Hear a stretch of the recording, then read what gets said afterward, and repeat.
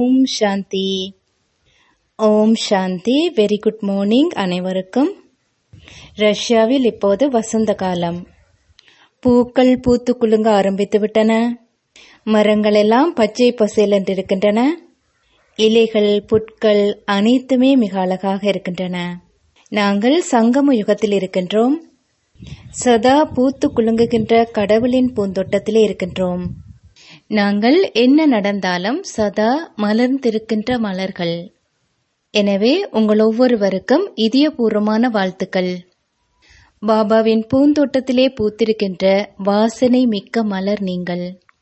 முரளியை கேட்பதற்கான பயிற்சிகளை நாம் தினமும் செவி மடுத்துக் கொண்டுதான் இருக்கின்றோம். சாக்கார் முரளியாயினும் சரி, அவ்வியக்த முரளியாயினும் சரி, முரளியை கேட்பதற்கான பொதுவான ஒரு வழிமுறை, முரளியை கேட்பதற்காக வகுப்பறைக்குள் நுழைவதற்கு முன்பாகவே நாம் எமது மனதையும் புத்தியையும் தயார்படுத்திக் கொள்ள வேண்டும். எமது மனமும் புத்தியும் பாபாவினுடைய அதே அலைவரிசையில் இருக்க வேண்டும். தியானத்தின் பின்னர் முரளியை கேட்க ஆரம்பிக்கும் போது அதன் பின்னர் எமது மனதையும் புத்தியையும் எதிலாவது ஈர்க்கப்படுவதற்கோ அல்லது திசை திருப்பப்படுவதற்கோ அனுமதிக்கவே கூடாது.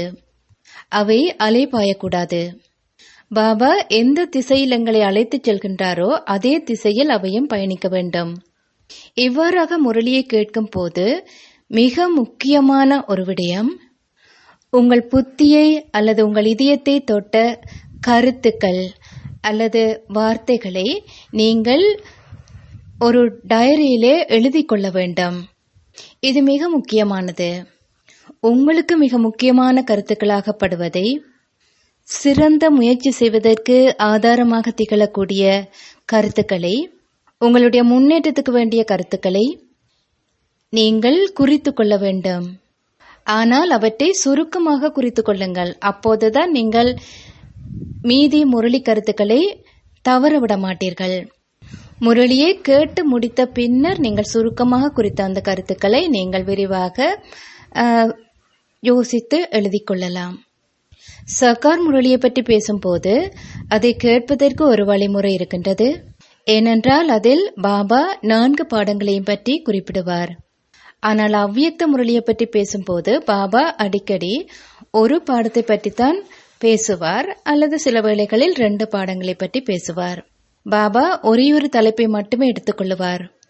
இன்று நான் மே 12 அவ்வியக்த முரளியை பற்றி பேசுவதால் இங்கு மிக முக்கியமான விடயம் என்னவென்றால், ஒவ்வொரு அவ்வியக்த முரளியிலும் ஒரு குறித்த தலைப்பு இருக்கும், ஒரு குறிப்பிட்ட கருப்பொருள் இருக்கும். அந்த முரளியின் சாராம்சம் என்று கூட நீங்கள் அதை சொல்லலாம்.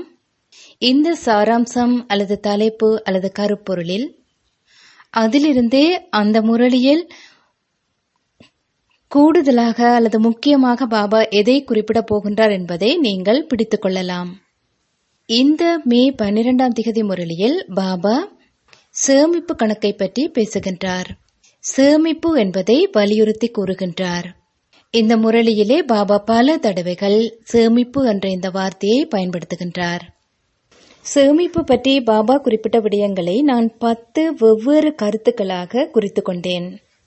முதலாவதாக பாபா குறிப்பிட்ட விடயம், உங்களுடைய கல்வி, நினைவு, இந்த 2ம் உங்களுடைய சேமிப்பு கணக்கில் அதிகரித்துக் கொள்வதற்கு உதவி செய்யும்.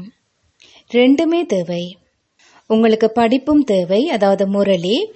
2வது யோகம், அதாவது உங்கள் சேமிப்பு கணக்கை அதிகரிப்பதற்கு இவை 2ம் தேவை. பின்னர் பாபா சில கருத்துக்களை கூறிக்கொண்டே போனார். அதன் பின்னர் 2வது வழிமுறை பாபா குறிப்பிட்டது, அதாவது சேமிப்பு கணக்கை அதிகரிப்பதற்கு 3 புள்ளிகளை இடுவது. பிராமணர் என்ற வகையிலே உங்களுடைய வாழ்க்கையில் என்ன வகையான சந்தர்ப்ப சூழ்நிலைகள் வந்தாலும் நீங்கள் இந்த 3 புள்ளிகளையும் பயன்படுத்த வேண்டும். அதில் எந்த ஒரு புள்ளியையோ அல்லது 2 புள்ளிகளையோ அல்லது 3 புள்ளிகளையோ நீங்கள் பயன்படுத்தலாம். அது உங்களுடைய சேமிப்பு கணக்கு வளர்வதற்கு உதவி செய்யும். அதன் பின்னர் பாபா அவற்றை விபரமாக கூறினார், விளங்கப்படுத்தினார். அதை நீங்கள் முரளி கேட்கும் போது செவி மடுப்பீர்கள். அதாவது இந்த 3 புள்ளிகளும் எப்படி எங்களுக்கு உதவி செய்யும் என்று பாபா விளங்கப்படுத்தியிருந்தார். நேரம் இருந்தால் இறுதி பகுதியில் நான் அவற்றை பற்றி உங்களுக்கு சில வரிகளை கூறுவேன். 3வதாக பாபா குறிப்பிட்ட விடயம், உங்களுடைய சேமிப்பு கணக்கை அதிகரிக்க வேண்டுமாயின் வீணாக்குவதை நிறுத்துங்கள். உங்களுடைய நேரத்தை, உங்களுடைய எண்ணங்களை, உங்களுடைய சக்தியை, உங்களுடைய வார்த்தைகளை. ஏனென்றால் நீங்கள் சேமித்துவிட்டு பின்னர் அதை வீணாக்கினால் உங்களுடைய சேமிப்பு கணக்கில் குறைவாகவே இருக்கும் இல்லையா? எனவே வீணாக்குவதை நிறுத்துங்கள். 4வது விடயம், உங்களுடைய எண்ணங்களும் செயல்களும் சமனாக இருக்க வேண்டும். உங்களுடைய திட்டமும் நடைமுறைப்படுத்துவதும் ஒன்றாக இருக்க வேண்டும். உதாரணமாக, அமிர்த வேளையில் நீங்கள் நல்ல திட்டம் போடுகிறீர்கள், பாபாவுக்கு சத்தியம் செய்கிறீர்கள், பாபா நான் இதை செய்வேன் அதை செய்வேன்.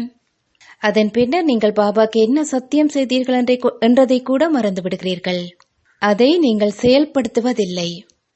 எனவே உங்களுடைய எண்ணங்களும் செயலும் சமனாக இருக்க வேண்டும்.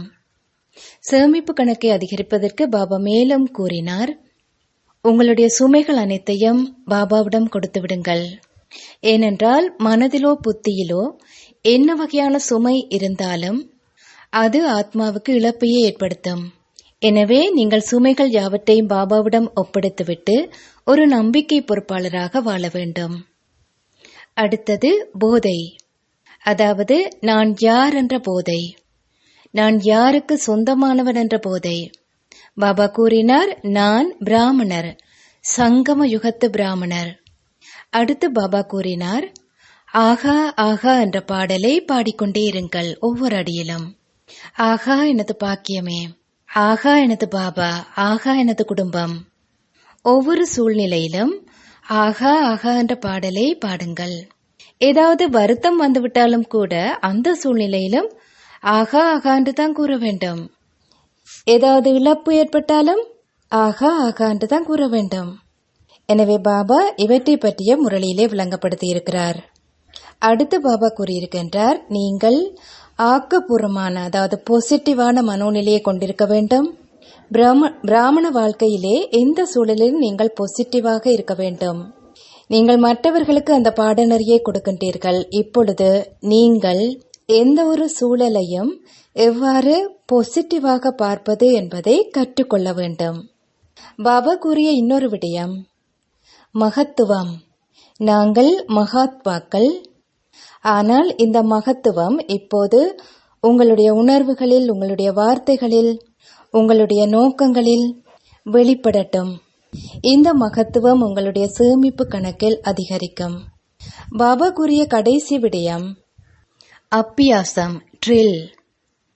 அவ்வப்போது நிறுத்தத்தை ஏற்படுத்தி பரந்தாமத்துக்கு சென்று விட வேண்டும். நிறுத்தத்தை ஏற்படுத்தி சூட்சும வதனத்துக்கு செல்ல வேண்டும்.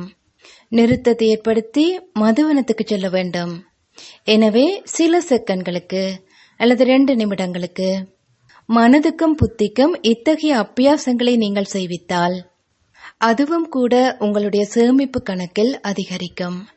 எனவே முரளியை கேட்கும் பயிற்சி, அதாவது குறிப்பாக அவ்வியக்த முரளியை கேட்கும் போது முரளியின் தலைப்பை அல்லது கருப்பொருளை அல்லது சாராம்சத்தை நீங்கள் மிக கவனமாக அவதானித்து கேட்க வேண்டும். அதன் மூலமாக அந்த முரளியில் பாபா எதை பற்றி பேசப் போகின்றார் என்பதை நீங்கள் பிடித்து கொள்ள வேண்டும். நான் இதை பயிற்சி செய்ய ஆரம்பித்த போது முதல் 2 கருத்துக்களை எடுத்துக்கொண்டேன். முதலாவது படிப்பும் நினைவும், 2வது 3 புள்ளிகள். 3 புள்ளிகளை பிரயோகிப்பது. எனக்கு இவை பெரிதும் உதவி செய்ததை காணக்கூடியதாக இருந்தது.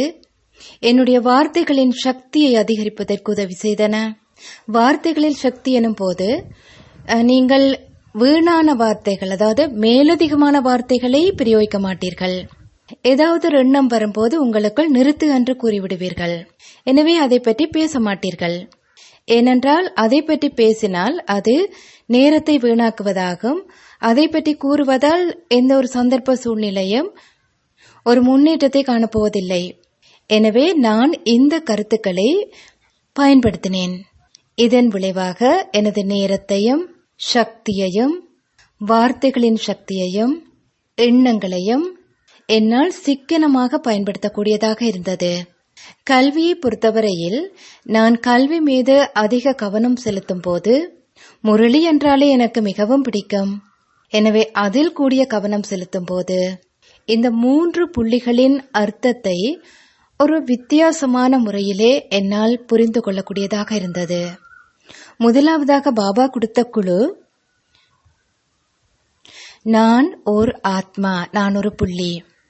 ஆத்மா ஒரு புள்ளி எனும்போது பாபா சுயமரியாதையை குறிப்பிட்டிருந்தார். நான் இவ்வாறு எடுத்துக்கொண்டேன்: ஸ்வமான், சம்மான், நிர்மான். ஸ்வமான் என்றால் சுயமரியாதை, முதலாவது புள்ளி. 2வது புள்ளி பாபா.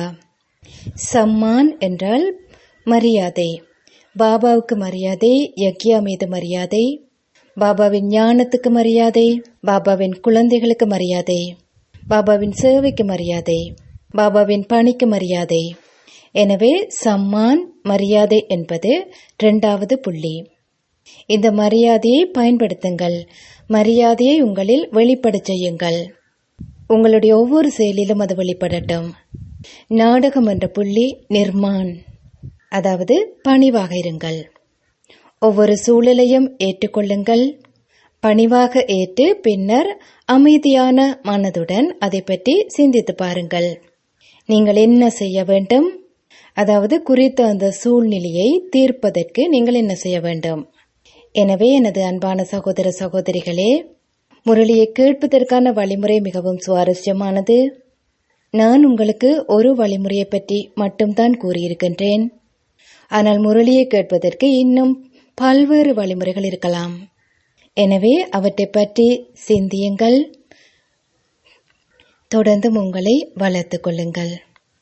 மிக்க நன்றி. ஓம் சாந்தி. அனைவருக்கும் வாழ்த்துக்கள்.